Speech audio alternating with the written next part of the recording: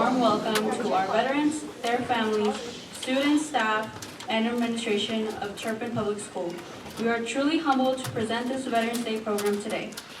We are honored to have some of America's finest men and women joining us this morning, who have bravely defended our freedom and served our nation well.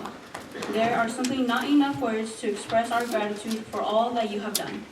But we do hope that you feel honored and valued by our community here today. Thank you.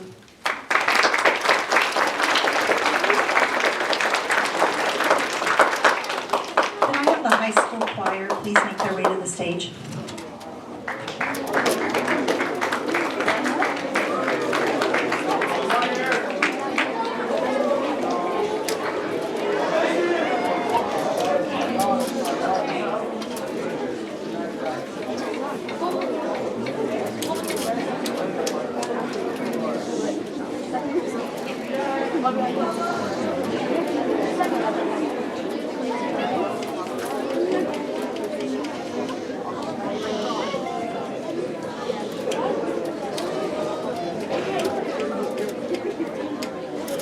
Will you all please rise and place your hands over your hearts and remove your caps as our nation's colors are presented and the national anthem is sung by the Turpin High School Choir under the direction of Mr. Jacob Whiteley.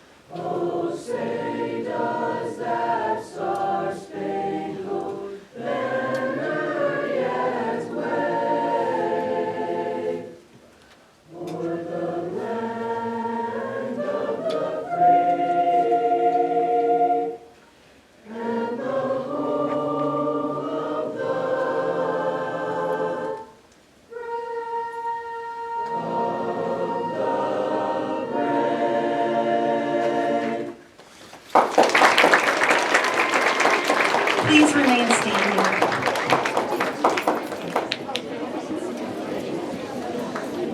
Never mind, you may be seated.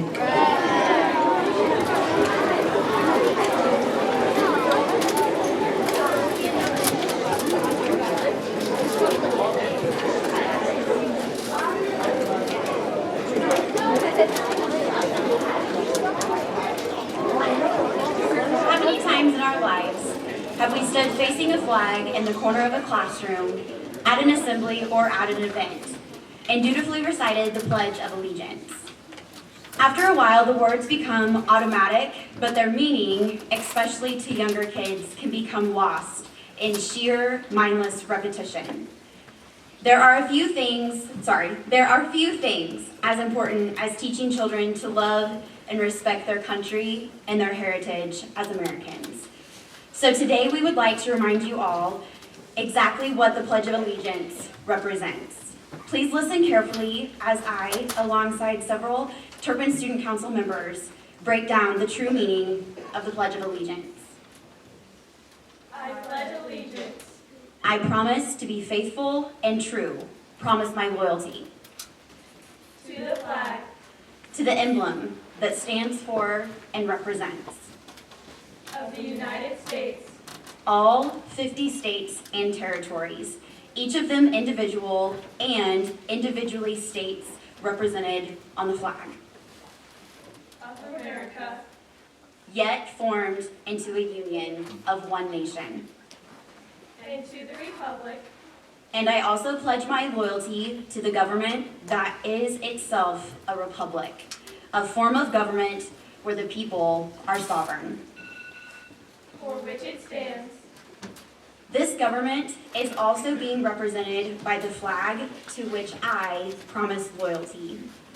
one nation under God, The 50 individual states are united as a single republic under the divine providence of God indivisible, and cannot be separated. with liberty The people of this nation are afforded the freedom to pursue life, liberty, and happiness. and justice And each person is entitled to be treated justly, fairly, and according to proper law and principle. for all. These principles afforded to every loyal American regardless of race, religion, creed, or any other criteria. Now, will you all please stand to recite the Pledge of Allegiance all together as one nation under God. I pledge allegiance to the flag of the United States of America and to the republic for which it stands, one nation, under God, indivisible, with liberty and justice for all.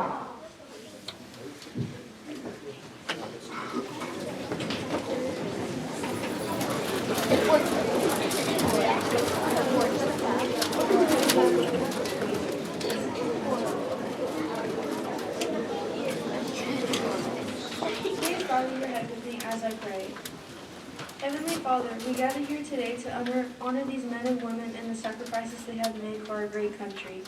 We pray that you help us remember what they have selflessly given, and let us be thankful for the commitment and the sacrifice. We pray that you protect those who are currently serving in the armed forces, here on our home soil and throughout the world. Give them wisdom, guidance, understanding, courage, compassion, and strength. In your most precious name we pray. Amen. Amen. Now I'd like to introduce 3rd and 4th grade choir who will perform You're a Grand Old Flag, directed by Mr. Jacob Whiteley.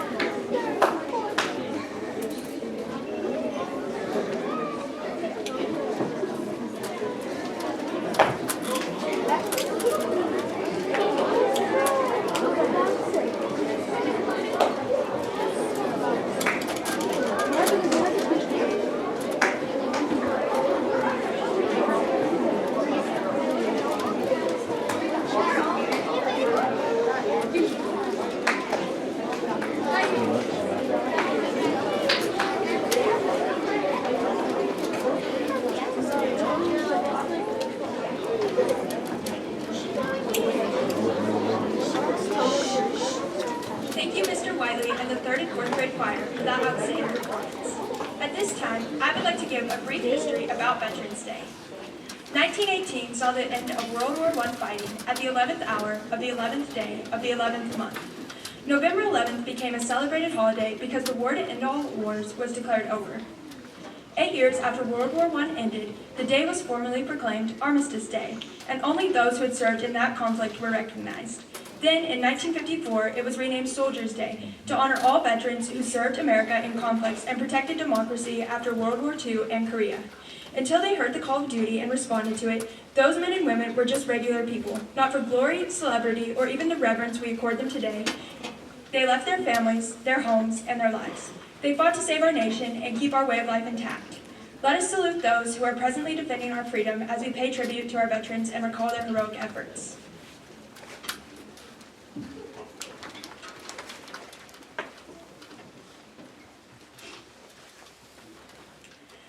At this time, the Armed Forces Melody will be played by the Turpin Pride Band under the direction of Mr. Jacob Wiley, as we take time to honor each of our local veterans by military branch.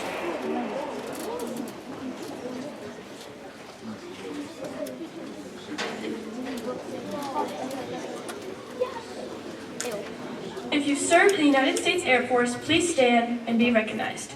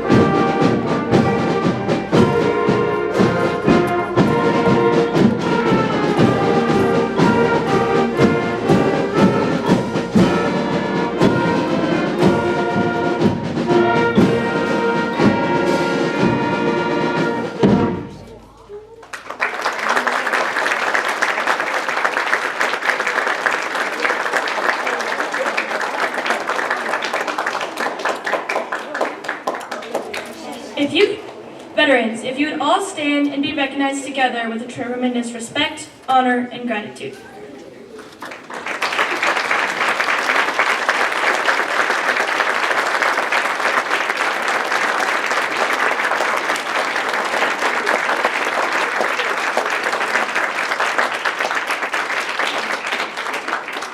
veterans would stay standing for a moment, we would like to encourage those of you with a family member who has served and is currently serving to stand and be recognized as well.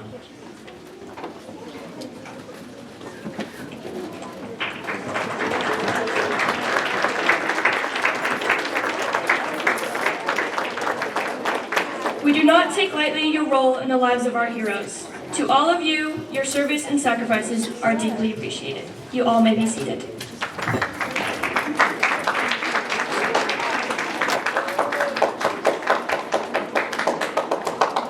Today, it is my honor and privilege to introduce our guest speaker. Lonnie Bailey served in active duty in the Navy for 21 years, between 1970 and 1991, retiring with the rank of Senior Chief Petty Officer. His services include action in the Cold War, Vietnam War, Desert Storm, Desert Shield, the Yom Kippur War, Panama, Libya, and Grenada. After active military duty, he served the Department of Defense as a weapons analyst for 6 years. He is married to the former Cynthia Rogers for 53 years, and they have 4 children, all of whom have served in the armed forces. His oldest son, Chris, served in the Army for 20 years. His daughter, Erin, served for 7 years in the Navy. Erin's husband, Tom, served for 20 years in the Navy. His son, Micah, served as a midshipman at the U.S. Naval Academy. His daughter, Shannon, served in the Navy for 5 years. Shannon's husband, Jason, is currently on active duty in the Navy and is stationed in San Diego. As a family, they have collectively served almost 100 years in uniform. Lonnie is now a self-employed cattle rancher who has served on the board of directors of the Knowles Nazarene Church, Beaver County Historical Society, Beaver County Conservation District, High Plains Hospice, and PTCI. He is also the founder of the High Plains Storm Girls and Boys Basketball Club. Please help me welcome Mr. Lonnie Bailey.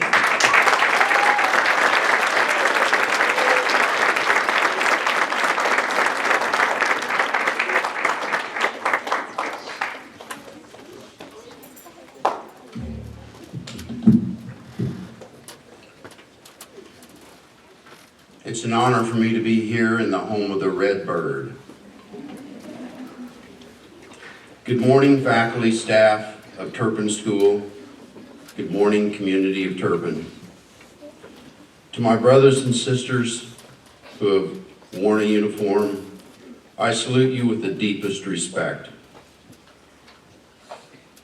A special recognition today to our Marine Corps, for today is the Marine Corps' birthday. We have a special guest with us today in uniform, PFC Alex Navarrete. I'd like for Alex to stand and be recognized. Where are you, Alex?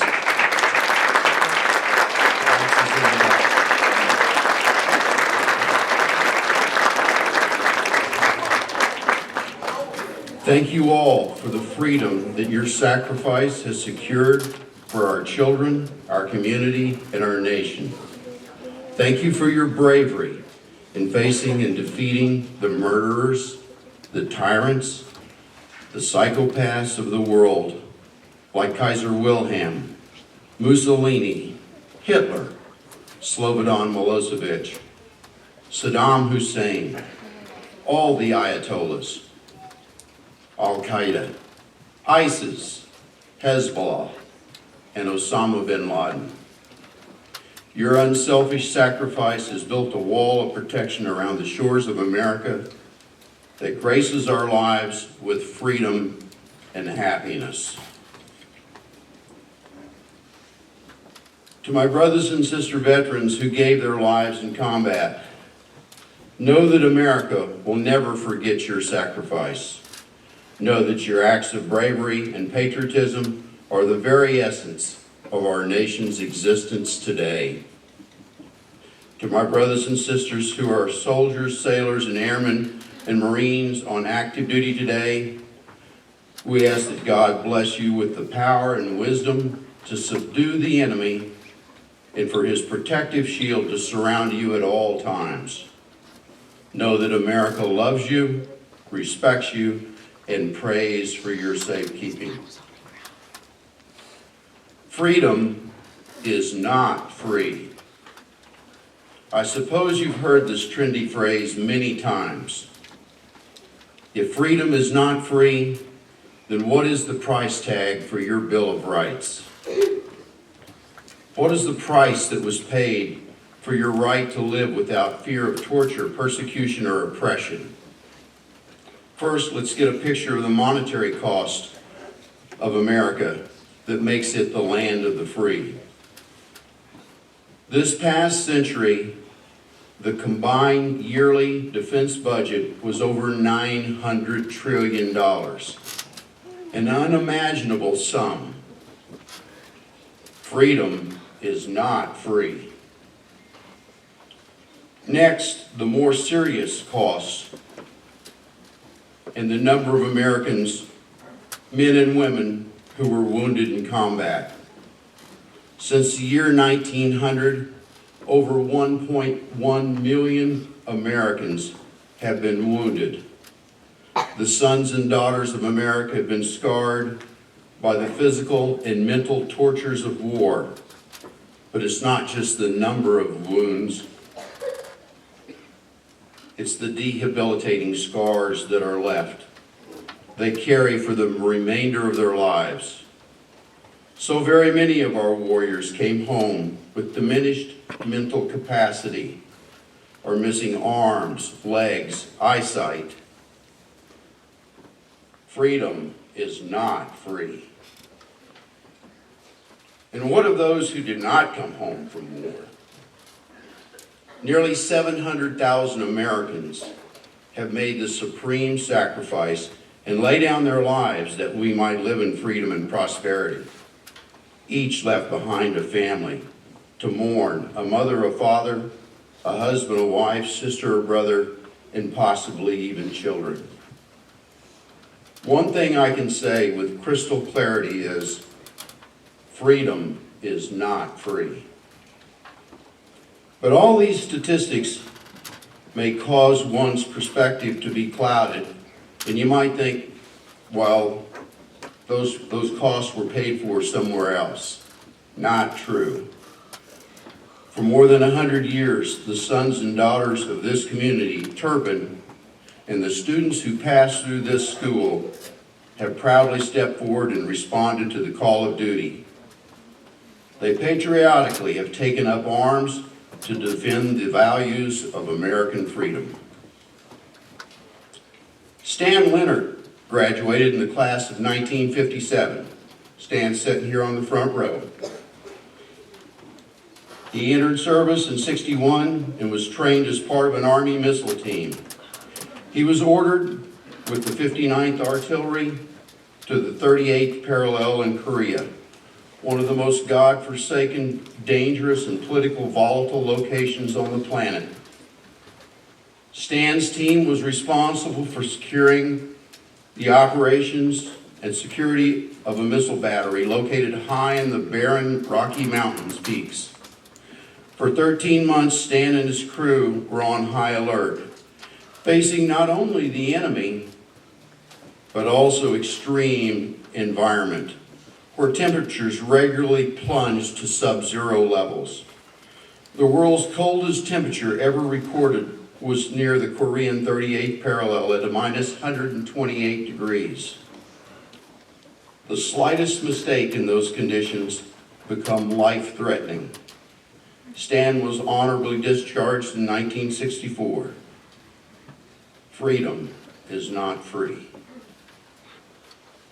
Clifton Lynch graduated from Turpin and went on to Oklahoma State University to obtain a degree in chemical engineering. World War II broke out while Clifton was engaged in silver and mercury mining in California. Clifton joined the Army Corps of Engineers and was detailed to the Southern Pacific. He participated in some of the most daring and dangerous duty of the war as part of an advanced team of demolition and construction experts who, island after island, unsupported and alone, covertly sabotaged and destroyed key enemy positions prior to the main landing of Allied invasion forces. He was an explosives expert whose duties included destruction of coastal artillery batteries and machine gun nests that were actively manned by Japanese soldiers. He entered the vast tunnel networks on each island, confronting the enemy, sometimes hand to hand, to seal off and blow up the tunnels. Private Lynch miraculously survived this almost suicidal duty and came home to continue his family's tradition in farming. Like so many other servicemen of the greatest generation, Private Lynch shared little account of his service to our nation with his family or friends. I discovered this hero's story only after extensive research of the National Military Archives and Records. Freedom is not free. Terry Nixon was a '63 graduate of Turpin High School. After 2 years of college, he entered service during the Vietnam War in May of '66. He was trained in infantry and armor. He became part of the 33rd Armor and was ordered to Vietnam in 1967. He was stationed at Swan Lock Outpost, 60 miles north of the main base of Long Binh. The day he arrived, the commanding officer was killed. On his first mission, an assignment to interdict North Vietnamese Army weapons being transported down Highway 20, all personnel in the lead part of the column were killed in an ambush.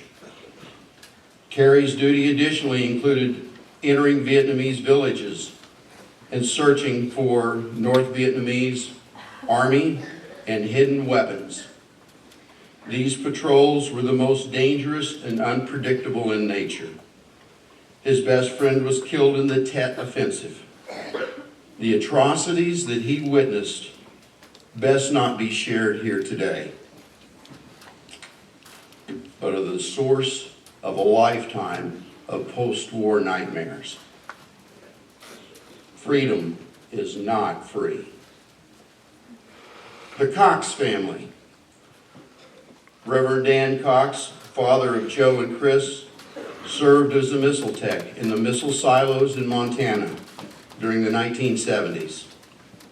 His son Chris has served over 20 years in the Army and survived an explosion on his MRAP in Baghdad in 2010. Joe Cox, Dan's youngest son, while serving in the Army in Afghanistan, suffered a traumatic brain injury when his MRAP was hit with an RPG. Joe is now 100% disabled. Freedom is not free. Jared Plunk. Not too long ago, Jared Plunk walked the halls of this school and competed on the football team, wearing the number 71.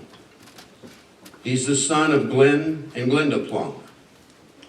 After graduation, he went to college at Oklahoma State University, where he entered military service. After training, he was assigned to the 101st Airborne. At 0400 on the morning of 25 June 2010, Honcho Platoon departed the camp near Bagram. They were assigned to a patrol in the Pesh River Valley. While driving, his MRAP was hit by a 3 RPG salvo in short succession. He was killed instantly, along with his close friend, Spec Sergeant Thompson. Jared left behind his wife, Lindsay, his sons, Noah and Casey. Freedom is not free. These are but a handful of the stories, of the many stories of the heroes of Turpin, who have stood bravely between the evil of the world, committed to whatever the sacrifice necessary to keep us safe.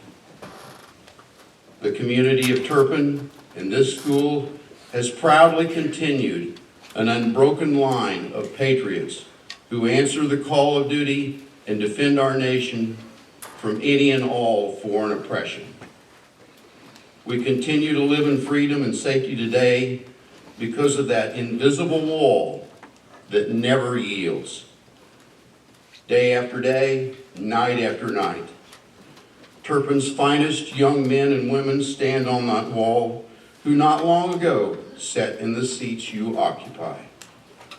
Each has bravely volunteered and placed themselves between you and the forces that oppose freedom.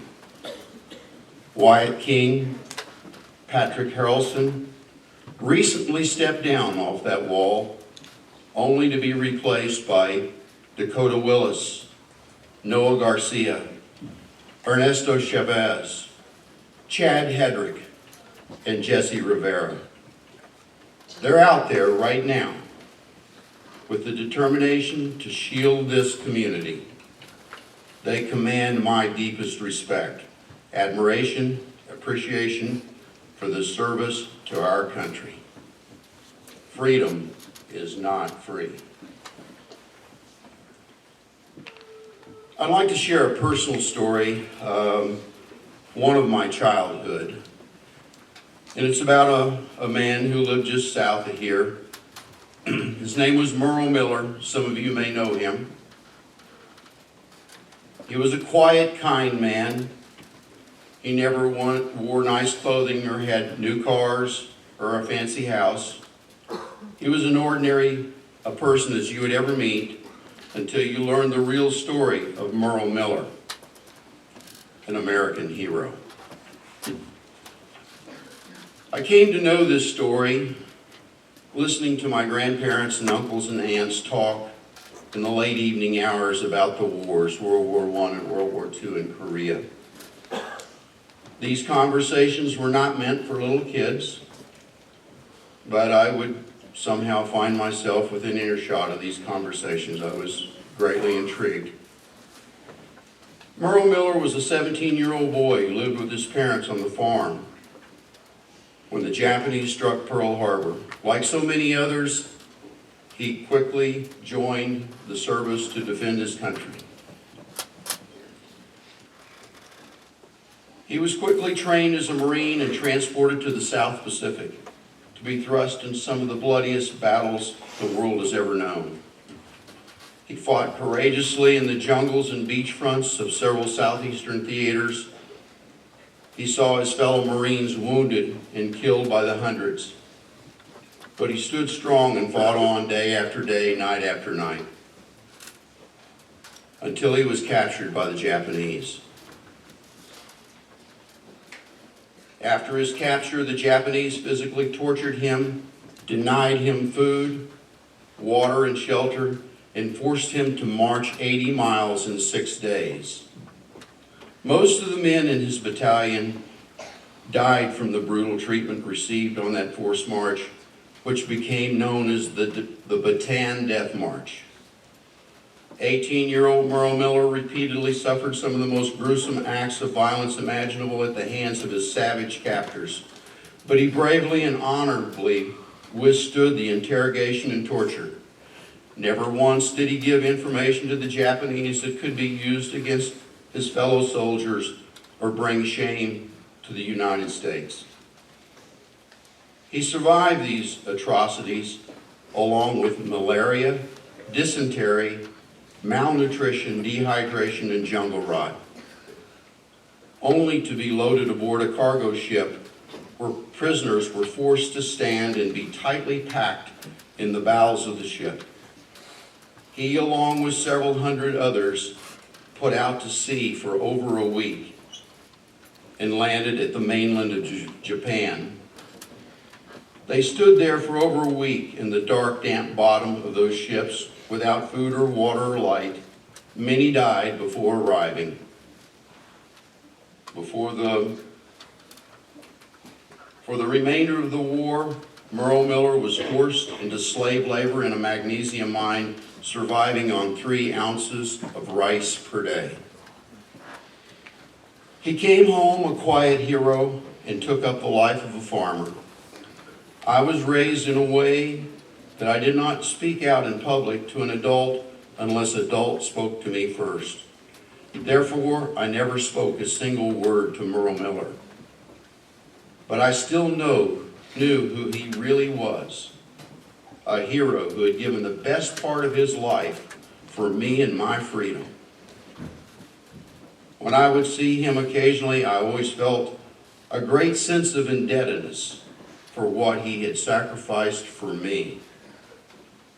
He patted me on the head once when I was about 10, but never a word passed between us. Merle Miller died when I was a teenager, and I regret never saying to him, "Thank you, Mr. Miller, for what you have done for me." Tonight, before I go to bed, as I've done on Veterans Day for the past 24 years, I'll call his surviving son and convey my appreciation for the loyalty and sacrifice his father gave our country 81 years ago. Freedom is not free.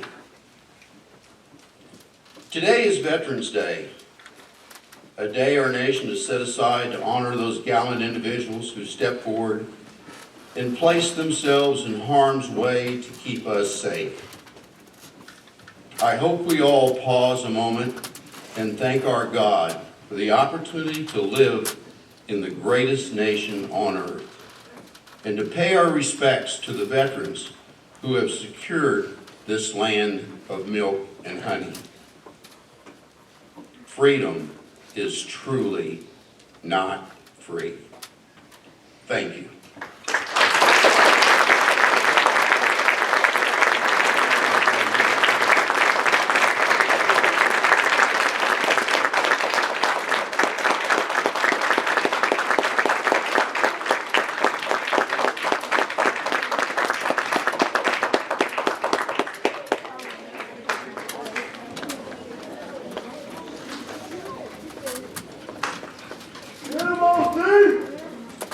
Thank you, Mr. Bailey. You have given us so much to think about. Thank you for sharing with us today and for the tremendous contribution you have made to our community and to our nation. Each year, Turpin students are encouraged to show their gratitude and appreciation for our local veterans through expressions of fine arts. We've already heard from our choir and band programs, and we will now recognize winners for our poster contest. Please hold all applause until all the winners are on stage, and then we will recognize them all together. Please come forward when your name is called. The pre-K through 2nd grade poster contest winner is Roberto. The 3rd through 6th grade poster contest winner is Parker Opitz. The junior high school contest winner is Zoe Archer. Please come to the stage and receive your prize. The posters were nominated by the student council by consensus and narrowed down to top 10 posters. These posters were displayed in the hallway just outside of the auditorium when you came in today. After the top 10 posters were determined, the veterans attending the breakfast this morning were invited to pick their top choices as winner for the category. That is how each of these winners were selected. Next is our photography contest winner. This year, Turpin is proud to have photography as the category as well. The photo contest winner is Elizabeth Fernandez. Next is our poem contest winner. The elementary school poem winner is Fernando Flores. I will be reading the poem. War. Respect, brave, sacrificing, enduring, inspiring, tank, ship, courage, service, fighting, love, loving, saving, gifted, honorable, hero.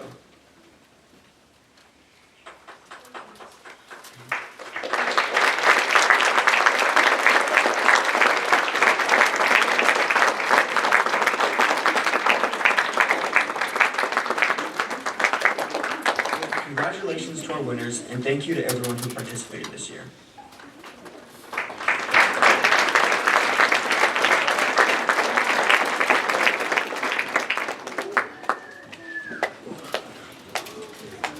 Most Americans have seen the traditional folding of the American flag, but have you ever wondered why Old Glory is folded that specific way? Much more than just a pomp and circumstance, each of the 13 folds holds special meaning.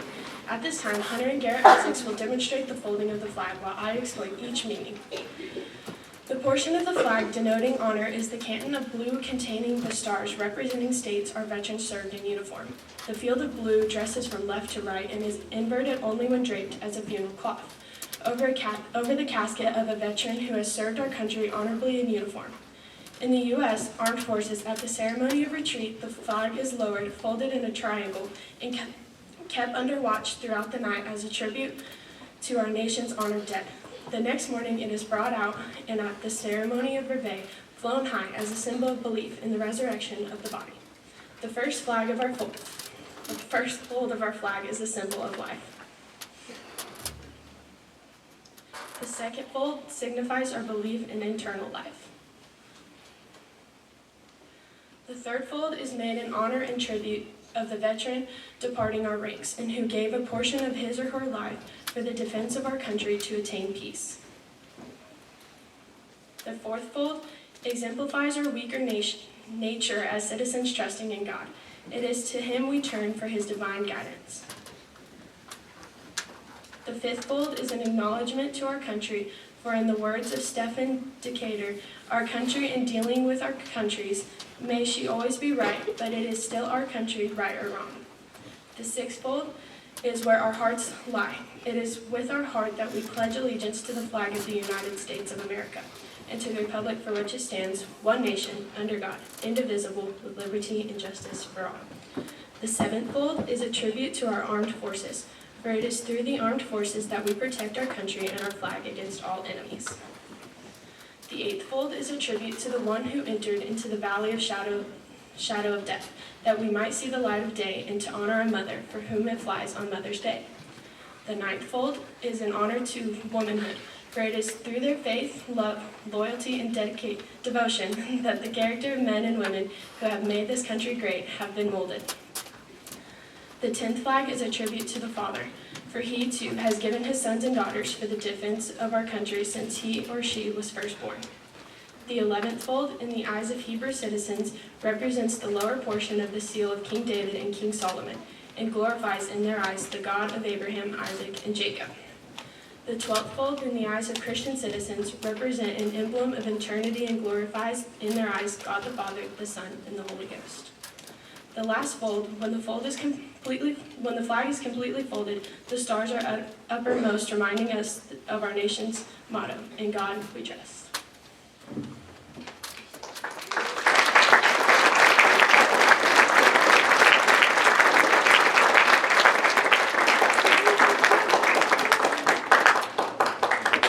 And now I will give you a brief history of the taps, followed by the playing of taps.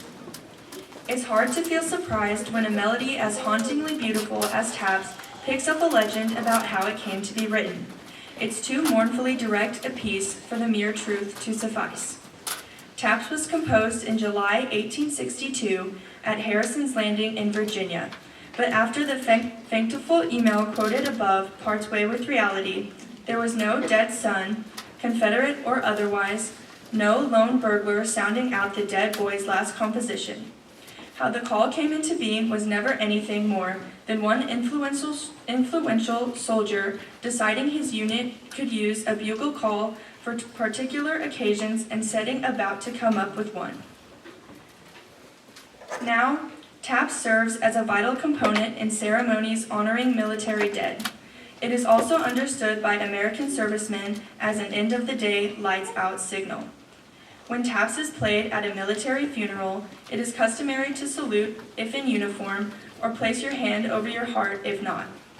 We will now hear the playing of taps by Jarrett Hogg.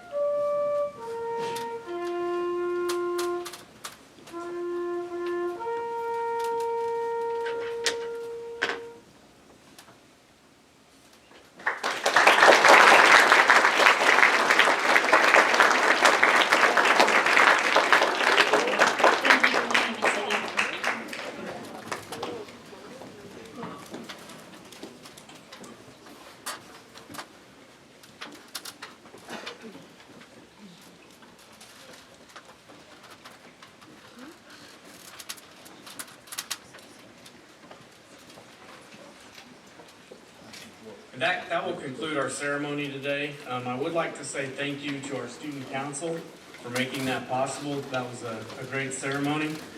I would also like to express my gratitude one more time to all our veterans and Mr. Lonnie Bailey who spoke. If we could give them one more round of applause.